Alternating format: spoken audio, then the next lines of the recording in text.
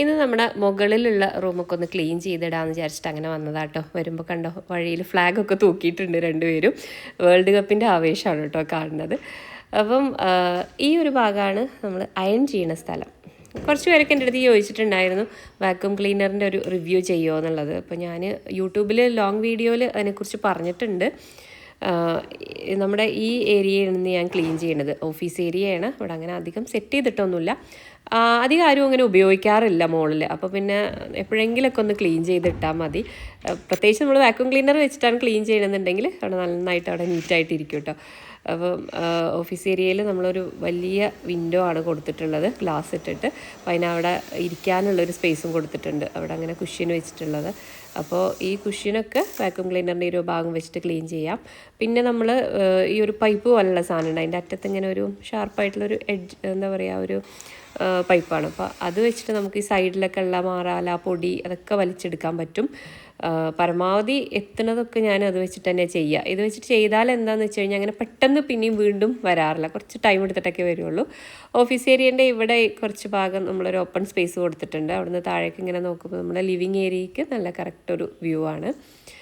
അപ്പോൾ അങ്ങനെ കിട്ടാവുന്ന മാക്സിമം മാറാല പൊടികളൊക്കെ ഞാൻ അവിടെ നിന്ന് എടുത്തു. ഇനി താഴെ ക്ലീൻ ചെയ്യാൻ വേറൊരു സാധനം നമ്മളിങ്ങനെ മാറ്റി വെച്ച് കൊടുക്കണം കേട്ടോ. ഇത് വെച്ചിട്ട് നമുക്ക് അരികിലുള്ളതൊക്കെ നല്ല വൃത്തിയായിട്ട് തന്നെ പൊടിയൊക്കെ നമുക്ക് വലിച്ചെടുക്കാൻ പറ്റും. അപ്പം അവിടെ നന്നായിട്ട് ക്ലീൻ ആയിട്ടുണ്ട്. ഇനി തുടക്കേണ്ട ആവശ്യമൊന്നുമില്ല, മോപ്പ് വെച്ചിട്ട് നമുക്ക് നിലം തുടക്കണം എന്നൊന്നുമില്ല. വേണമെന്നുണ്ടെങ്കിൽ 2 ദിവസം കഴിഞ്ഞിട്ട് അങ്ങനെ വന്ന് തുടച്ചാലും മതി. അപ്പോൾ ഈ റൂമിൻ്റെ ക്ലീനിങ് കഴിഞ്ഞു. എൻ്റെ സൗണ്ടിന് ചെറിയ പ്രശ്നമുണ്ട്, ജലദോഷമാണ്, അതാണ് ഒരു ചെറിയ മാറ്റം. ഇനി ക്ലീൻ ചെയ്യാനുള്ളത് ഈ ഒരു സ്റ്റെയർ കേസാണ്. സ്റ്റെയർ കേസ് പിന്നെ നമ്മൾ അതിൻ്റെ സ്റ്റെപ്പിലൊക്കെ വുഡാണ് കൊടുത്തിട്ടുള്ളത്. അതുകൊണ്ട് തന്നെ ഞാനിങ്ങനെ മോപ്പ് വെച്ചിട്ട് നനച്ച് അങ്ങനെ തുടയ്ക്കാറില്ല. ഒരു ടെൻഷനാണ്. കുഴപ്പമൊന്നുമില്ല, നല്ല വുഡ് തന്നെയാണ്. അപ്പോൾ അതും ഞാൻ ഈ ഒരു വാക്യൂം ക്ലീനർ വെച്ചിട്ടാണ് ക്ലീൻ ചെയ്യുന്നത്. പൊടിയൊക്കെ നന്നായിട്ട് കിട്ടും കേട്ടോ. അപ്പോൾ ക്ലീനിങ് പരിപാടിയൊക്കെ കഴിഞ്ഞു. അപ്പോൾ ദാ നമുക്ക് ഇന്നൊരു ഗസ്റ്റ് ഉണ്ട്. റാഫിയത്തെയാണ് കേട്ടോ. റാഫിയത്താനെ നിങ്ങൾ നമ്മളെ വീഡിയോസിൽ കണ്ടിട്ടുണ്ടാവും. റാഫിയത്ത് അതാ ഒരു ബോക്സൊക്കെ പിടിച്ചിട്ടാട്ടോ വന്നിട്ടുള്ളത്. അയ്യോ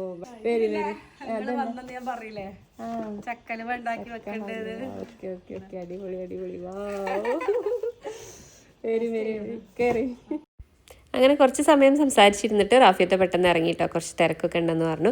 അപ്പോൾ എന്തായാലും നമ്മുടെ ചക്ക ഹലുവ ടേസ്റ്റ് ചെയ്യാമെന്ന് വിചാരിച്ചു. കാണുമ്പോൾ തന്നെ നല്ല ലുക്കാണ്, നല്ല നട്ട്സും തേങ്ങാക്കൊത്തൊക്കെ ഇട്ട് അടിപൊളിയായി ഡെക്കറേറ്റ് ചെയ്തിട്ടുണ്ട്. നല്ല സോഫ്റ്റാണ്. പിന്നെ ടേസ്റ്റ് പിന്നെ ഒരു രക്ഷയില്ല കേട്ടോ, അടിപൊളിയായിരുന്നു.